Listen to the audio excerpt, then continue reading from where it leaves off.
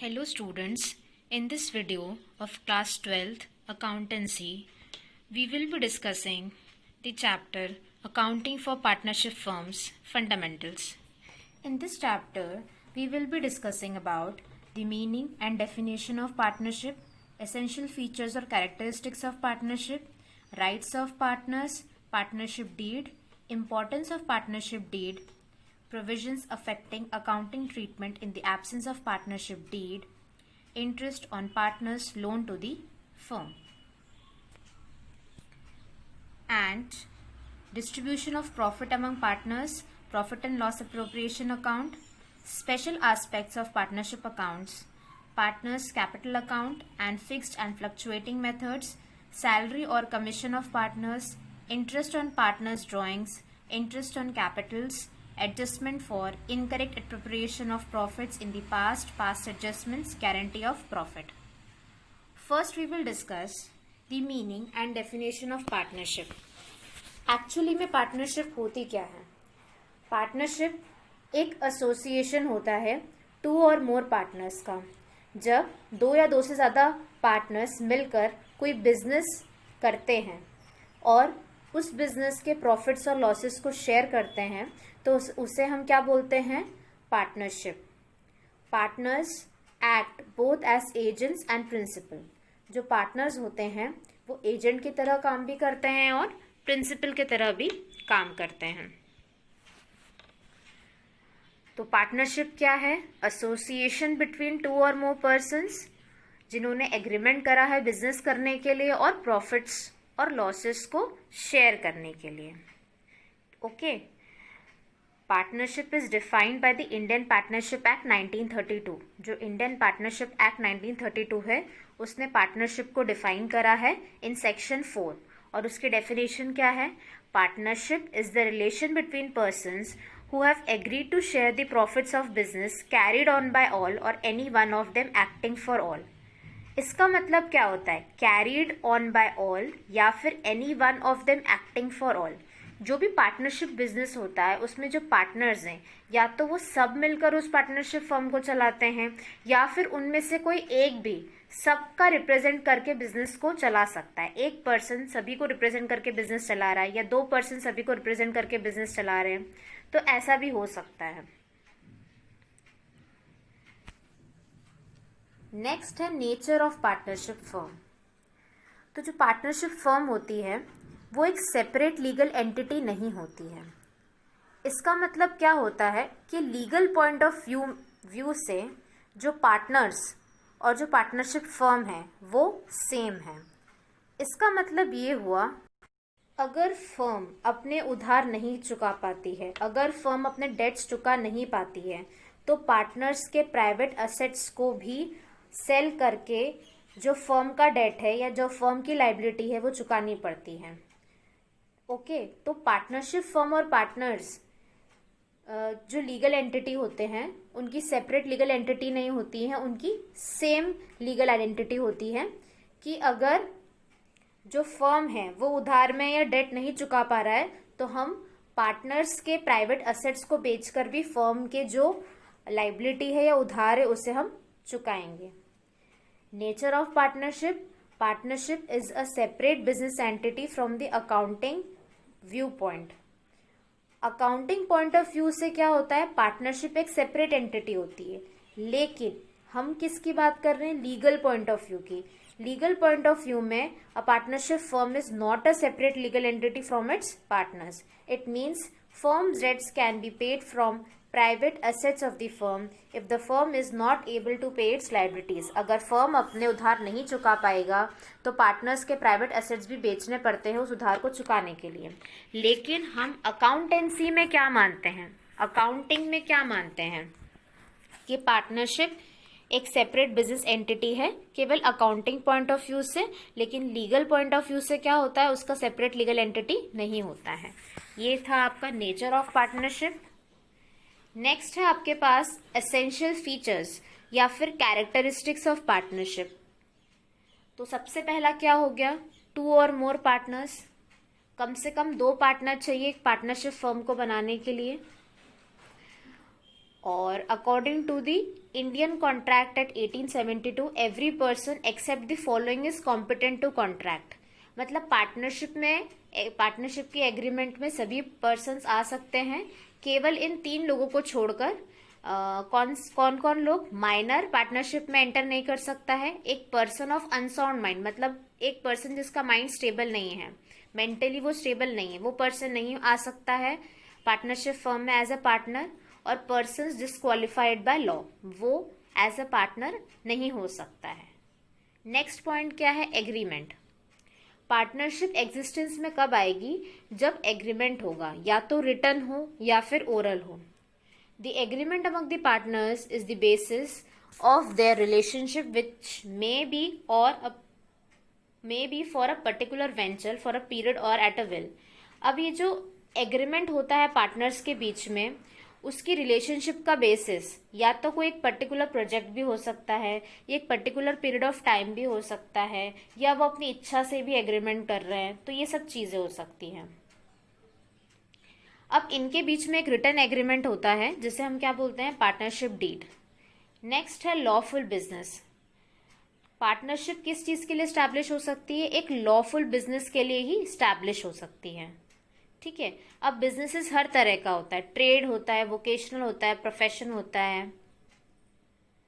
Okay.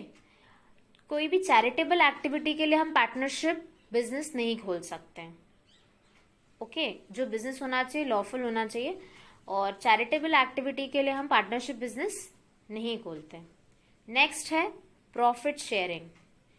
अब agreement होता है पार्टनर्स के बीच में टू शेयर प्रॉफिट्स या लॉसेस ऑफ द बिजनेस। जो भी प्रॉफिट या लॉस होगा बिजनेस में, उसके लिए पार्टनर्स क्या करते हैं? एग्रीमेंट करते हैं।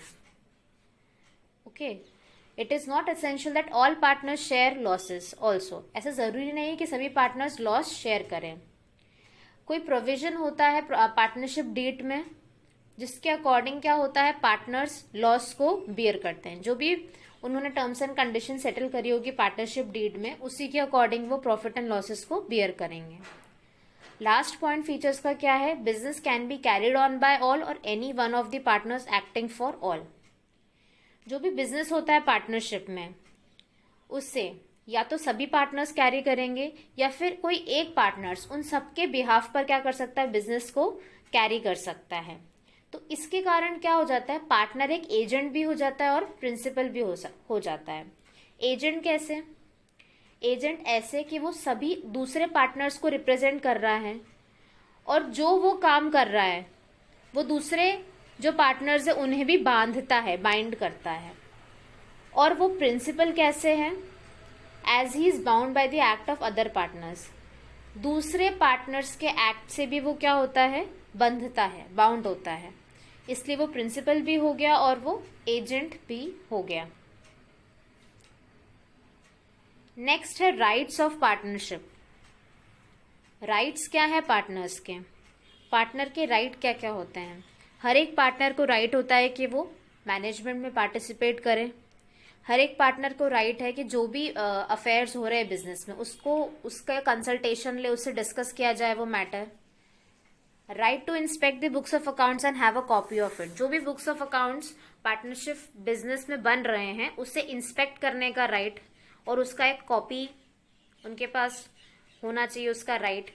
हर एक पार्टनर के पास राइट है कि वो प्रॉफिट और लॉसेस को शेयर करे, जो भी उन्होंने रेशियो एग्री करा है उसमें। अगर किसी पार्टनर ने लोन दिया है तो उसके पास राइट है कि उसे इंटरेस्ट मिलेगा। कितने रेट पर इंटरेस्ट मिलेगा? At the rate of 6% per annum. Per annum मतलब पर ईयर के हिसाब से, according to the Indian partnership act 1932। Right not to allow admission of a new partner. बिना पार्टनर्स के कंसेंट के किसी भी नए पार्टनर को एडमिट नहीं किया जाएगा। After giving proper notice a partner has the right to retire from the firm. अगर कोई पार्टनर को रिटायर करना है तो उसे क्या करना पड़ेगा? एक प्रॉपर नोटिस देना पड़ेगा। नेक्स्ट है हमारे पास, if a partner incurs expenses on the business or he pays amount on behalf of the firm, that the partner gets indemnified for these payments from the firm.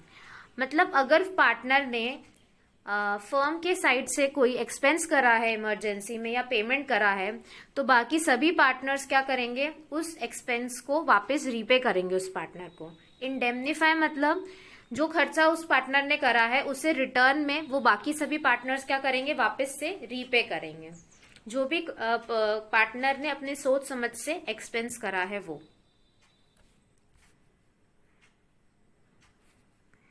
तो ये थे हमारे rights of partners. अब next है partnership deed क्या होता है।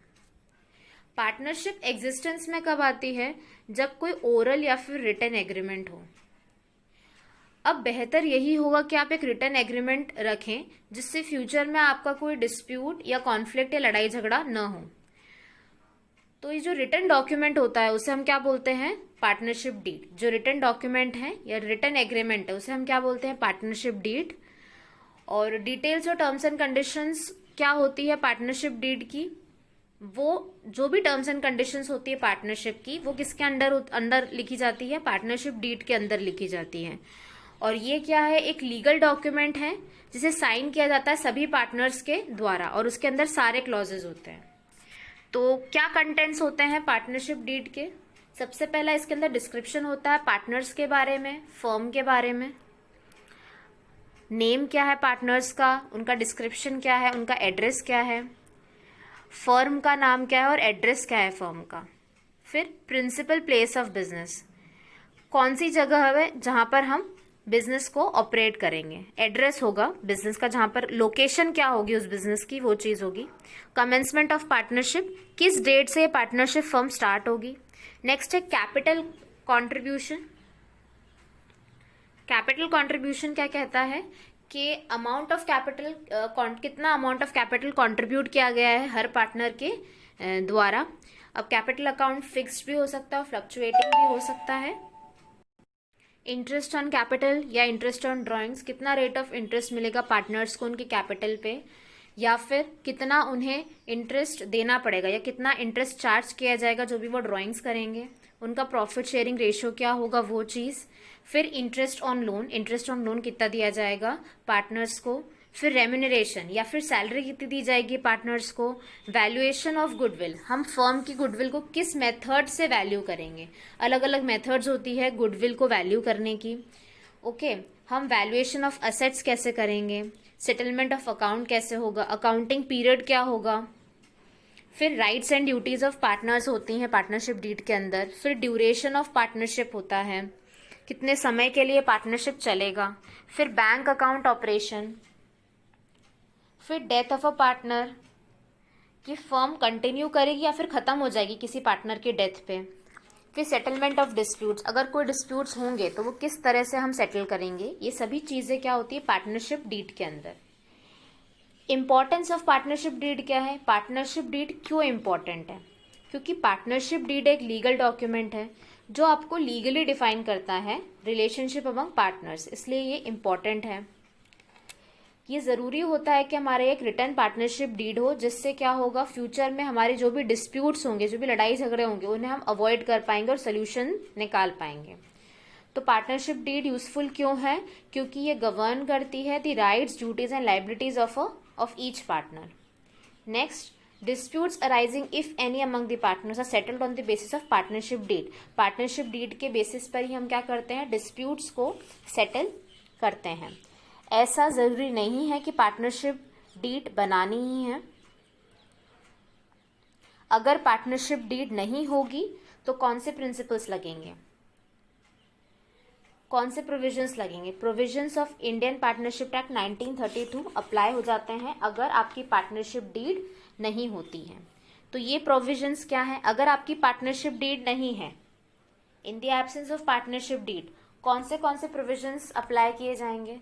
अगर पार्टनरशिप डीड नहीं है या पार्टनरशिप डीड किसी भी एस्पेक्ट में साइलेंट है, मतलब उसमें कोई चीज़ मेंशन नहीं है किसी पर्टिकुलर चीज़ से रिलेटेड या किसी पर्टिकुलर क्लॉज से रिलेटेड वो चीज़ नहीं है, तो उस केस में प्रोविजंस अप्लाई होते हैं इंडियन पार्टनरशिप एक्ट 1932 के, जो इस प्रकार हैं। सबसे पहला, sharing of profits and losses. अगर पार्टनरशिप डीड नहीं है तो हम जो भी पार्टनर्स होते हैं वो प्रॉफिट और लॉसेस को कैसे शेयर करते हैं, इक्वली शेयर करते हैं।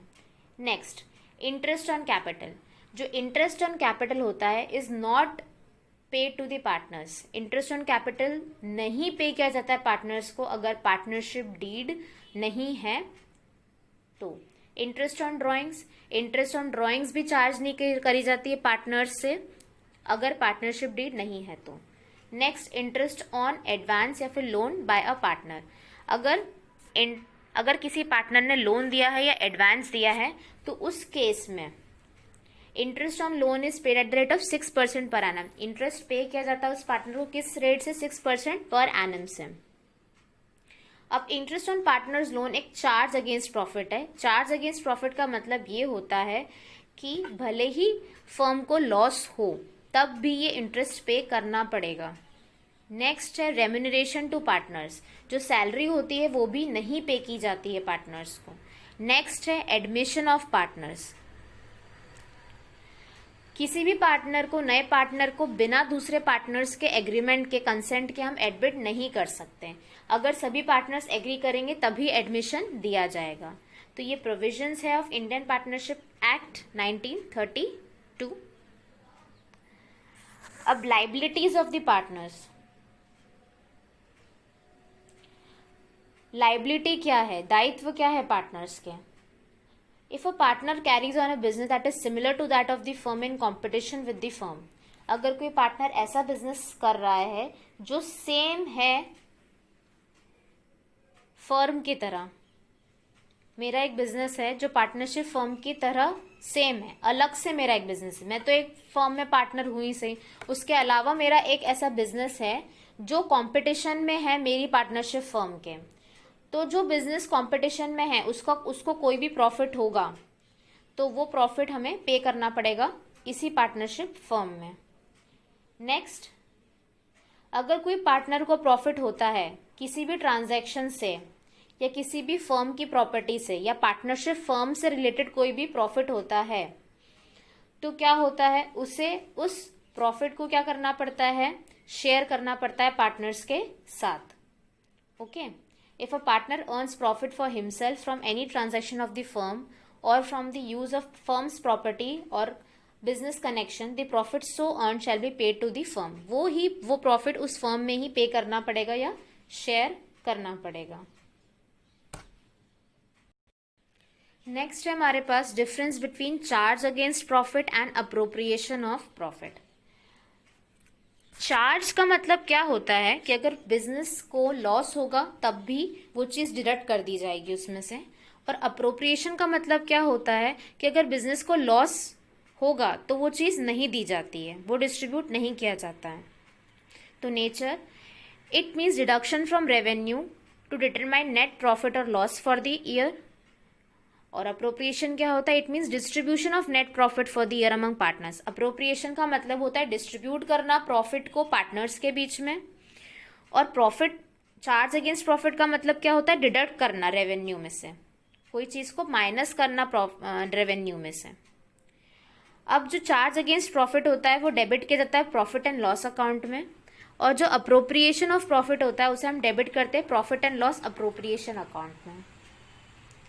जो चार्ज अगेंस्ट प्रॉफिट है वो किया जाता है अप्रोप्रिएशन ऑफ प्रॉफिट से पहले, और अप्रोप्रिएशन ऑफ प्रॉफिट कब किया जाता है? It is done after accounting of all charges. सभी खर्चे देने के बाद, सभी चार्जेस के बाद हम अप्रोप्रिएशन करते हैं।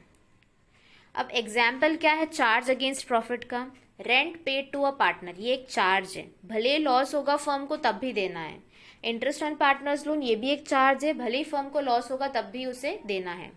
अप्रोप्रिएशन ऑफ प्रॉफिट, सैलरी जो होती है पार्टनर्स की, जो भी प्रॉफिट बचता है उस हिसाब से हम क्या करते हैं? देते हैं salary to partners. Interest on capital भी क्या है? अप्रोप्रिएशन ऑफ प्रॉफिट है, प्रॉफिट से डिस्ट्रीब्यूट किया जाता है। Transfer of profit to general reserve, ये भी अप्रोप्रिएशन ऑफ प्रॉफिट है। अगर लॉस होगा तो सैलरी टू पार्टनर्स नहीं दी जाएगी, इंटरेस्ट ऑन कैपिटल नहीं दिया जाएगा, transfer to profit and general reserve नहीं किया जाएगा। तो ये हुआ आपका difference between charge against profit and appropriation of profit.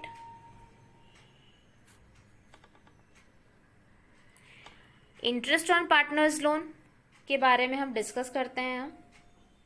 अगर कोई भी पार्टनर लोन देता है फर्म को तो उसे उस लोन के रिटर्न में इंटरेस्ट तो मिलना ही चाहिए, जो भी उसने एग्री किया होगा पार्टनरशिप डीड के अंदर।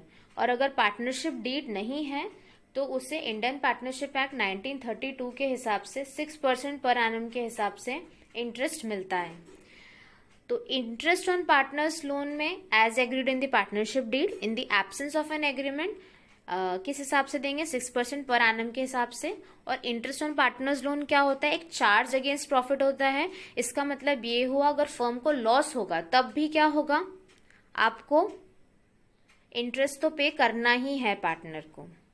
अकाउंटिंग ट्रीटमेंट क्या है इसका, इंटरेस्ट ऑन पार्टनर्स लोन को हम क्या करते हैं, डेबिट करते हैं प्रॉफिट एंड लॉस अकाउंट में। It is a gain to a partner as a lender.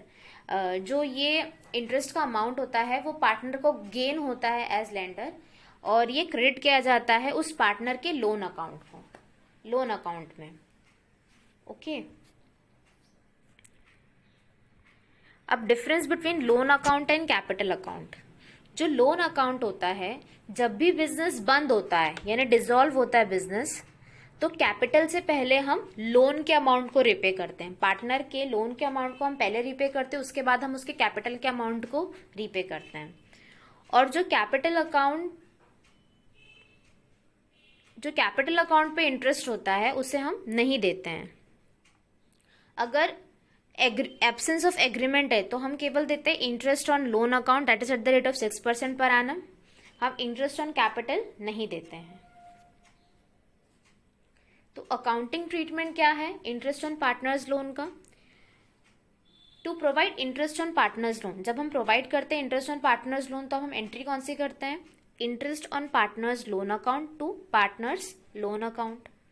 Okay जो भी इंटरेस्ट है on partners loan account to partners loan account, ये गेन होता है ना, इसलिए पार्टनर्स का जो लोन अकाउंट होता है उसे हम क्रेडिट करते हैं, और ये खर्चा है बिजनेस के लिए। नेक्स्ट है to close the interest on partners loan account. जब हम interest on partners loan account को क्लोज करते हैं तब हम क्या करते हैं, प्रॉफिट एंड लॉस को डेबिट करते हैं to interest on partners loan account. इस तरह से इसकी एंट्री की जाती है। I hope that through this video you have understood some basics about the partnership, rights of partners, partnership deed, importance of partnership deed, provisions affecting accounting treatment in the absence of partnership deed, interest on partners loans to the firms. In our upcoming video we will understand some examples related to the partners loan to the firm, and we will solve the unsolved questions of the partners loan to the firm. Thank you.